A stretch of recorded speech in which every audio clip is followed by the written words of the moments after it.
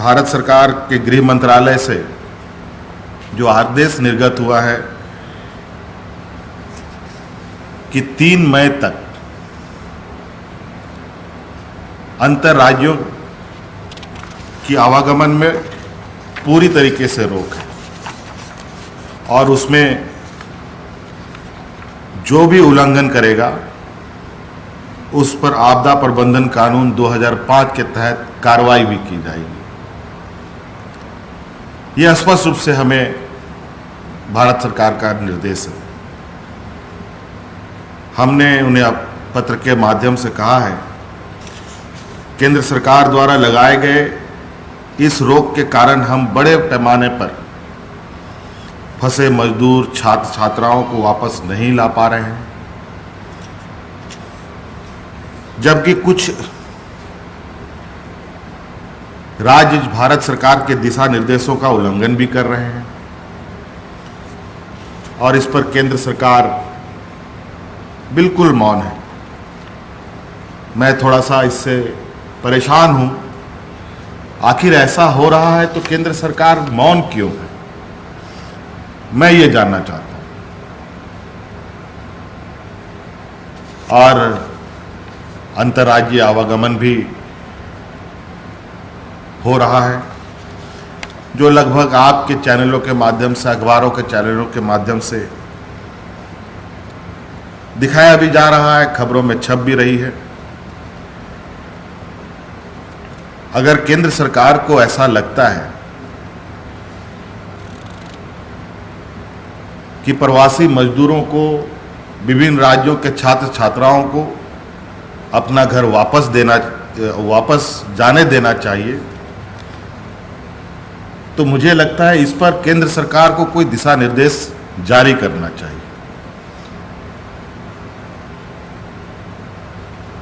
नहीं तो मुझे लगता है कि ये तो सरासर केंद्र सरकार के दिशा निर्देशों का उल्लंघन होगा। हमने यह भी कहा है कि राज्य सरकार अपने बल पर इतने बड़े पैमाने पर देश के विभिन्न राज्यों में, चाहे वो कोटा हो, हैदराबाद हो, बेंगलोर हो, उड़ीसा हो, बंगाल हो या और भी राज्यों में फंसे छात्र छात्राओं, मजदूरों को लाने में सक्षम नहीं है। ऐसी स्थिति हमारी नहीं है। अतः केंद्र सरकार एक तो पहले अपने आदेश को बदले ताकि हम वैधानिक तरीके से मजदूर छात्र छात्राओं को लाने का काम कर सकें, और हम कानून तोड़कर यह काम नहीं करना चाहते हैं। हमारा यही एक उद्देश्य है। दूसरी बात हमने कही है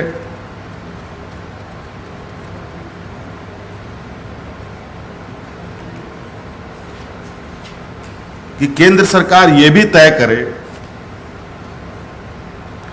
और ये भी बताए जो बाहर फंसे मजदूर छात्र छात्राओं को किस प्रकार झारखंड वापस लाया जा सकता है।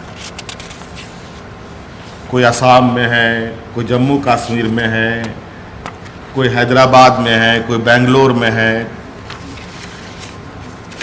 कोई कोटा में है, कोई राजस्थान में है, कोई उड़ीसा में है। ऐसे अनेकों जगह किस तरीके से चीज़ों को हम ला सकते हैं।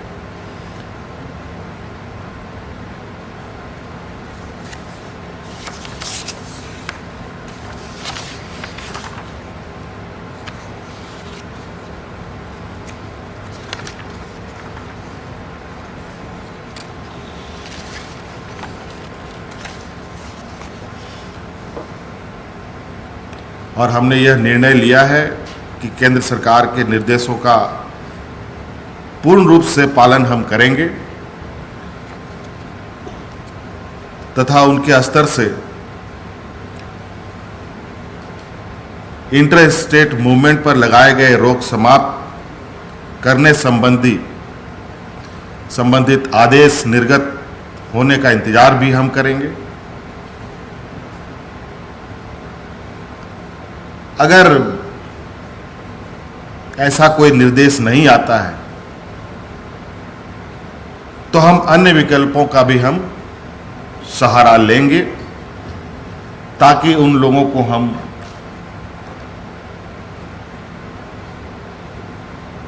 अपने राज्य में ला सकें।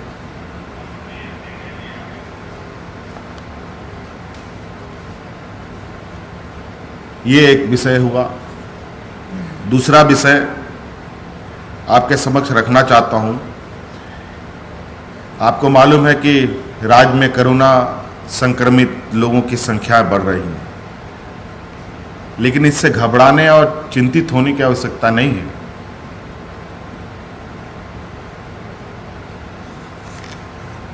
बल्कि हम अधिक से अधिक संख्या ढूंढ पाएं ताकि हम इस संक्रमण को पहचान कर बचाव के रास्ते निकाल पाएं। आज इसलिए सरकार की व्यवस्था ने इस संक्रमण में कोरोना पॉजिटिव लोगों को ढूंढने में जो गति दिखाई है, जो पहचान करने का काम किया गया है, ये राज्य सरकार के लिए काफ़ी मतलब कहा जाए अभी बहुत ज़्यादा खुश होने की ज़रूरत तो नहीं है, लेकिन संतोषजनक बात है। और हमारी ये चिंता है कि जल्द से जल्द राज्य के हर कोने से ऐसे लोगों की पहचान की जाए जो लोग संक्रमित हैं तथा उन्हें समुदाय से अलग रह करके उनके लिए उचित इलाज की व्यवस्था उनके लिए किया जा सके।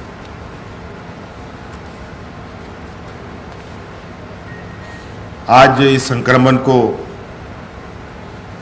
रोकने के लिए हमने कुछ बड़े फैसले भी लिए हैं। पहला फैसला वो यह है कि 2 दिन पहले जो भारत सरकार ने लॉकडाउन में रियायत देने की कुछ श्रेणी की दुकान खोलने का जो निर्देश दिया है, हमने उसे लागू नहीं करने का फैसला लिया है। जिस तरीके से संक्रमण हमारे यहाँ, जिस तरीके से संक्रमित लोग की तादाद अचानक बढ़ रही हैं, घट रही हैं, ऐसे स्थिति में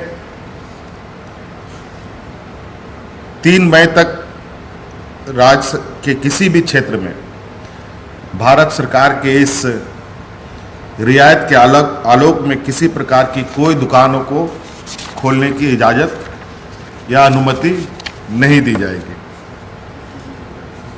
लेकिन लॉकडाउन के दौरान पूर्व में जो खुली रही दुकान वो खुलती रहेंगी।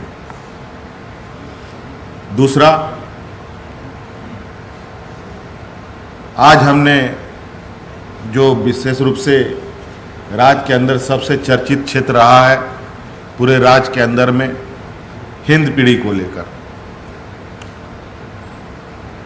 तमाम कोशिशों के बावजूद हमने यह पाया कि राज्य के विभिन्न क्षेत्रों से पाए जा रहे कोरोना संक्रमित का जुड़ाव या मूवमेंट कहीं ना कहीं हिंद पीढ़ी से हो रहा है। इसका मतलब हमारे हिंद पीढ़ी के जो हमारे वासी हैं वो आज किसी कारण से हिंद पीढ़ी से निकलकर दूसरे जगहों में जा रहे हैं, जहां वहां पर भी लोगों को खतरे में डाल रहे हैं। आप लोगों से आग्रह है, हमारे तरफ से हिंद पीढ़ी के लोगों से मेरा करबद्ध प्रार्थना है कि आप लोग जहां हैं वहीं रहें। अभी संक्रमण का समय है, सरकार पूरी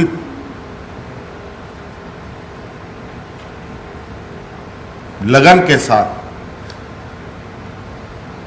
आप लोगों के बीच में आप लोगों के संक्रमण की स्थिति को जांचने परखने के लिए जांच दल जा रही है लगातार। दिन रात कर्मचारी, पदाधिकारी, डॉक्टर, नर्स लगातार आपके इन क्षेत्रों को कोरोना मुक्त करने की दिशा में आगे बढ़ रही है। और ऐसी हालात में आप इधर उधर जा कर के और भी लोगों को संक्रमित कर और भी जगहों को के लोगों की जान खतरे में डाल रहे हैं। कृपया ऐसा ना होने दें।